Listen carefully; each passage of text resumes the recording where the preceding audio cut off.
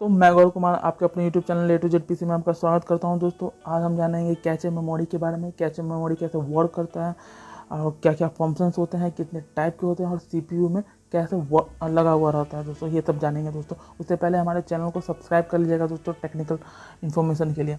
चलिए दोस्तों स्टार्ट करते हैं अपने वीडियो को। तो दोस्तों जो कैचे मेमोरी होता है उसको एक और नाम से बोला जाता है SRM, जिसका फुल फॉर्म होता है high speed static random access memory.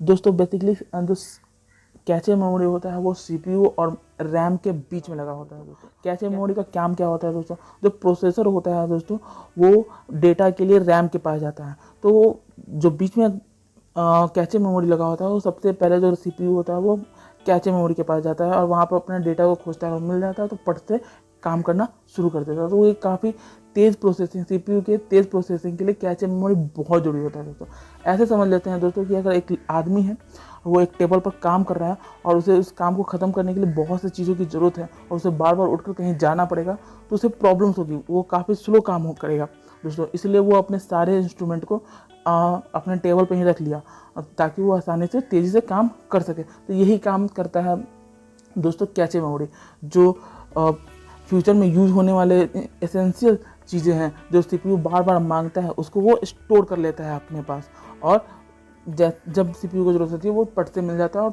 CPU हमारा तेज़ काम करता है। फॉर एग्जांपल क्या क्या ऐसा हो सकता है, जैसे हम कोई जैसे रीस्टार्ट करना है, बार बार रीस्टार्ट करना है या शट डाउन करना होता है। दोस्तों कभी कभी हम लोग क्या करते हैं कि एक ही सॉफ्टवेयर को बहुत बार यूज करते हैं, तो उसको ओपन करते हैं तो फर्स्ट टाइम में टाइम लगता है उसको यूज़ फोन करने में, स्टार्ट होने में, लेकिन बाद में वो आसानी से स्टार्ट होने लगता है। तो क्या होता है वो कैचे मेमोरी में जाकर सेव हो जाता है। दोस्तों आई होप आपको समझ में आया होगा दोस्तों। तो चलिए दोस्तों समझ लेते हैं कि कैचे मेमोरी और मेन मेमोरी में डिफरेंस क्या है।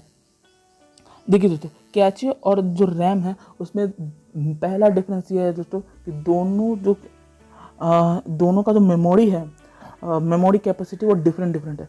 जो कैचे मेमोरी होता है वो 8 KB से 64 KB के बीच में होता है और जो रैम होता है वो MB में होते हैं, जो 4 MB 8 MB तक जाते हैं और उससे ऊपर भी जाते हैं दोस्तों। और स्पीड का भी अंतर होता है, कैचे मेमोरी ज़्यादा स्पीड काम करती है रैम से।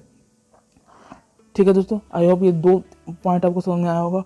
और इसलिए जो रैम होता है, जो कैचे मेमोरी होता है वो फ्यूचर के अकॉर्डिंग, जैसे कैचे सीपीयू को फ्यूचर में किस चीज़ की ज़रूरत है, बार बार ज़रूरत है, उसके अकॉर्डिंग डेटा को स्टोर रखता है। लेकिन रैम जब रिक्वेस्ट आता है तो वो हार्ड डिस्क से जाकर इंफॉर्मेशन लेकर आते हैं दोस्तों।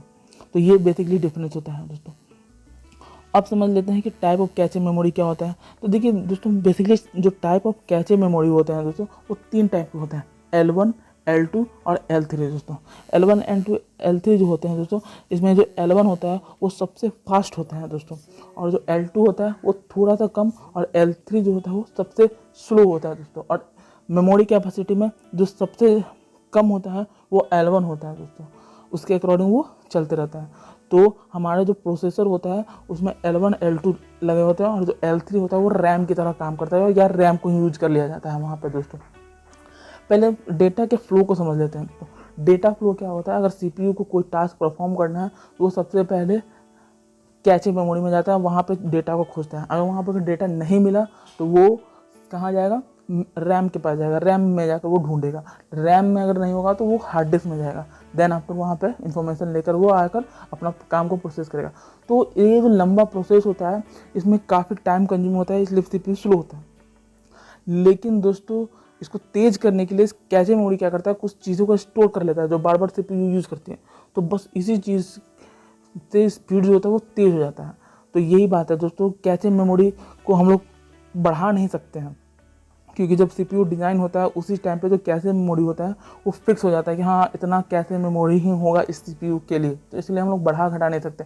ऐसे समझ लीजिए मैंने जो एग्जांपल बताया था आपके, एक आदमी है वो टेबल पर काम कर रहा है, उस टेबल पर सब कुछ मिला हुआ है। अगर उस टेबल को बड़ा कर दिया जाए सामान को भरने के लिए तो फिर क्या फ़ायदा होगा, फिर तो उस आदमी को उठकर जाना ही पड़ेगा वहाँ से लाने के लिए। तो बात तो एक ही हो गया। तो सेम कंडीशन यहाँ भी काम करता है कि कैसे मेमोरी को ज़्यादा बड़ा भी नहीं कर सकते हैं ताकि फिर तो बात वही हो गया, फिर तो सर्च करने में टाइम लग ही जाएगा।